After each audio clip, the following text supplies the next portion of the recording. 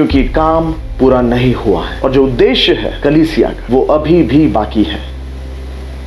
और इसीलिए हम बात करते हैं नहीं पहुंचे हुए लोग समुदाय के बारे में।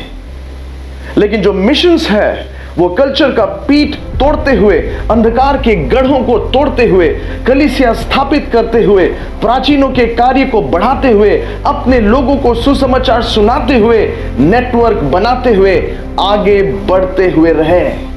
क्योंकि मिशंस का कार्य अभी तक खत्म नहीं हुआ है और यीशु मसीह ही एक रास्ता है स्वर्ग के लिए, नहीं तो नरक है। और हजारों और करोड़ों लोग चले जा रहे हैं और उनका बचने का उपाय सिर्फ और सिर्फ कलीसिया के पास है। एक गंभीर समय है और ये समय कलीसिया को खड़े होने का आह्वान देता है। एक आवाज निकल के आ रहा है, क्या मंडली तैयार है? क्या आप तैयार हैं? क्या आज कलीसिया बोझ लेकर के आगे बढ़ रही है? क्या आप बोझ से भरे हुए हैं? क्या आप घुटने में हैं? क्या आप खोए हुए लोगों को बचाने की बेताबी में आगे बढ़ रहे हैं? क्या आप जल रहे हैं?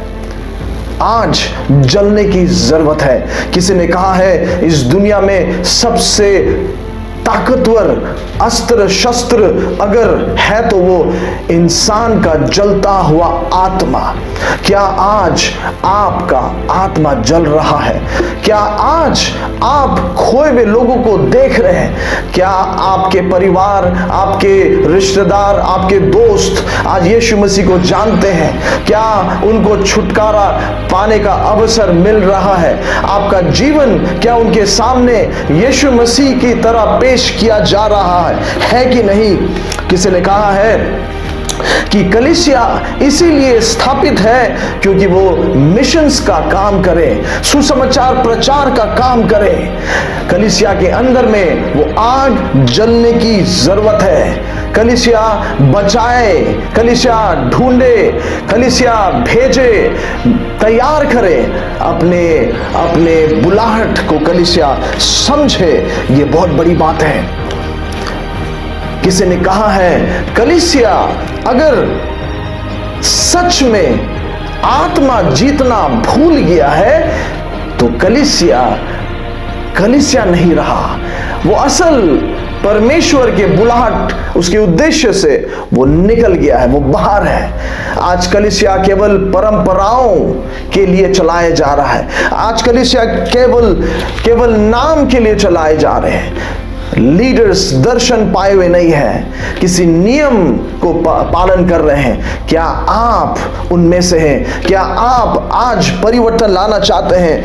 पौलुस अपने इजरायली भाई और बहन यहूदियों को बचाने के लिए रोमी के पत्री में लिखता है कि मैं कटने के लिए तैयार हूं यीशु मसीह से, अगर मेरे कटने के द्वारा मेरे जाति भाई बहन बच जाएं।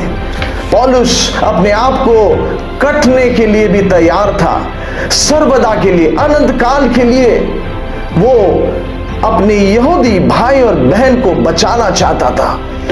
क्या ऐसा बोझ हम कैरी करते हैं? हमारे अंदर में क्या ये बोझ है कि हम अपने जाति भाई और बहन को बचाएं, अपने लोगों को ढूंढे और उनको सच्चा वचन दे? क्या हम घुटने में हैं इस वक्त? क्या हम प्रार्थना कर रहे हैं इस वक्त? क्या हमारे कलीसिया के लोग आंसू बहा रहे? क्या हमारे लोग घुटने में आकर के परमेश्वर से आत्माओं के लिए मांग रहे हैं? जॉन नॉक्स कहता है कि मुझे स्कॉटलैंड दे दे नहीं तो मैं मर जाऊंगा। वो अपने देश के छुटकारे की मांग कर रहा है। हडसन टेलर ने कहा मैं चुपचाप नहीं रह सकता जब तक मैं चाइना के लोगों को यीशु मसीह का शुभ संदेश ना पहुंचाऊं। मेरा इस दुनिया में एक ही मकसद है कि मैं सुसमाचार पहुंचाऊं। मेरा दुनिया में एक ही उद्देश्य है कि मैं खोए हुए लोगों को यीशु मसीह के पास लेकर आऊं।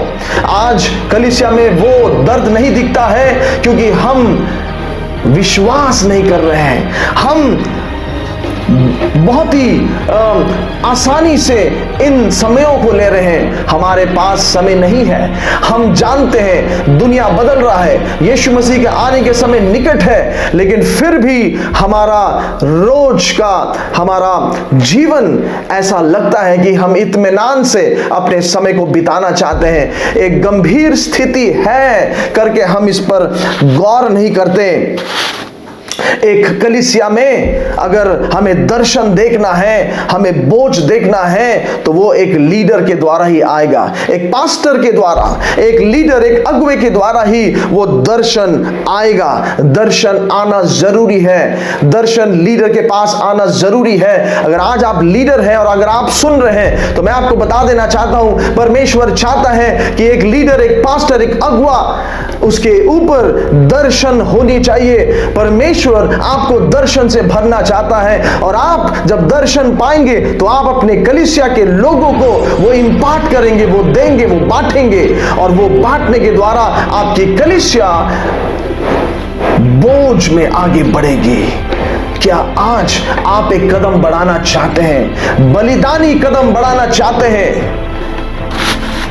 हमें आज मध्य स्तर की प्रार्थना करने की जरूरत है। हमें लोगों को ढूंढते हुए बुलाने की जरूरत है। हमें मध्य स्तर और ढूंढते हुए बुलाने की जरूरत है। आज हजारों लोग खोए हुए हैं, लाखों लोग, करोड़ों लोग अंधकार में फंसे हुए हैं, ज्योति से दूर हैं, और हमारे पास एक रास्ता है, हमारे पास एक उपाय है।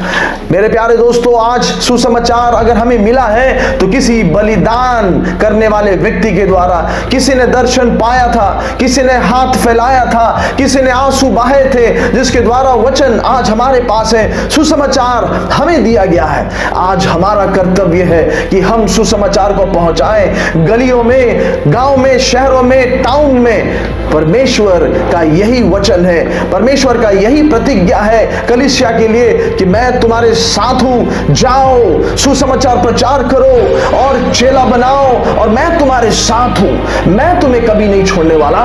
तुम जिस परिस्थिति में होगे, शायद तुम्हें मारा जाएगा, तुम्हें डांटा जाएगा, तुम्हें कोसा जाएगा, तुम्हारे ऊपर थूका जाएगा, लेकिन फिर भी मैं तुमसे कहता हूं कि मैं तुम्हारे साथ हूं। यीशु हमारे साथ है और वो हमें कभी नहीं छोड़ने वाला, वो हमारे साथ साथ रहेगा। हमारे हर एक परिस्थितियों में वो हमको हिम्मत देगा, वो हमें उठाएगा। आज कलीसिया को ढूंढने की जरूरत है, उन लोगों को जो परेशानी में है, जो तकलीफ में है, जो बीमारी में है। आज आप देखिए कितने लोग आत्महत्या कर रहे हैं, कितने लोग फंसे हुए हैं, कितने लोग रो रहे हैं, उनका परिवार बिगड़ा हुआ है, उजड़ा हुआ है। कितने परिवार में कितना अशांति का वातावरण है, बीमारी है और आत्महत्या हो रहा है, रोना धोना है। क्या ऐसे परिवारों को आप देख पा रहे हैं? क्या आपके आंख भर रहे हैं? क्या आपके हाथ उठ रहे हैं यीशु मसीह के पास? क्या आप प्रार्थना करना चाहते हैं? क्या आप उन लोगों को प्रभु यीशु मसीह में लाना चाहते हैं? यीशु मसीह के जीवन को अगर आप देखिएगा तो वो उन लोगों के पास पहुंचा हुआ रहता था जो जरूरतमंद लोग थे। अगर आप बारतिमियस को देखिए, अगर आप उस सामरी स्त्री को देखिए, अगर आप वो सिपाही को देखिए, सूबेदार को देखिए, अगर आप वो दुष्ट आत्मा से पीड़ित उस व्यक्ति को देखिए, आप अगर मरियम मगदलिनी को देखिए, इन सारे लोगों के पास समस्या था, और समस्या जहां पर था वहां पर यीशु मसीह भी था। समस्याओं के बीच में यीशु मसीह पाया जाता था। समस्या का हल करने के लिए यीशु मसीह पहुंचा रहता था। यीशु मसीह एक रास्ता है जो हर एक पीड़ित लोगों को छुटकारा दे सकता है। यीशु मसीह एक साधन है जिससे आपको छुटकारा मिल सकता है। यीशु मसीह वो शांति देने वाला है जो अशांति में है। यीशु मसीह आजादी देने वाला है जो बंधुआई में है। क्या आप आजादी पाना चाहते हैं? क्या आप छुटकारा पाना चाहते हैं? क्या आप शांति पाना छुड़ाना चाहते हैं तो ढूंढे उन लोगों को जो फंसे हुए हैं, परेशानी में है। हो सकता है आपके बगल घर में हो सकता है आपके रिश्तेदार हो सकता है आपके दोस्त के घर में हो। क्या आप एक कदम बढ़ाना चाहते हैं सोचने के लिए और नाजुक होने के लिए, सेंसिटिव होने के लिए कि परमेश्वर तू हमें रास्ता दे, पवित्र आत्मा तू हमें रास्ता दे, तू हमें दिखा, आत्मा में चला, मुझे भेज उन जगहों में, मुझे दिखा और उस जगह में मुझे उपस्थित कर कि मैं तेरा जीवित वचन का प्रचार कर सकूं। आप कभी भी ये बात नहीं बोल सकते कि आप नहीं जानते थे कि गंभीर स्थिति है। आप ये बात कभी नहीं बोल सकेंगे कि ये स्थिति के बारे में मुझे नहीं मालूम था, मैं नहीं जानता था कि यीशु मसीह ही मार्ग, सत्य और जीवन है। आप कभी भी इनकार नहीं कर सकेंगे। एक दिन आप न्याय के सामने खड़े होंगे, आप यीशु मसीह के सामने खड़े होंगे और आज का दिन दोहराया जाएगा। आप इनकार नहीं कर सकेंगे। अगर आज आपने इनकार किया, ये समय दोबारा आपके पास वापस नहीं आएगा। मेरे प्यारे भाई और बहन, मेरे मसीही लोग, आज हमें खड़े होने की जरूरत है। आज हमें कुछ करने की जरूरत है, इतिहास बदलने की जरूरत है, रचने की जरूरत है। आइए कलीसिया खड़े हो जाए और परमेश्वर के अद्भुत काम को हम देखेंगे।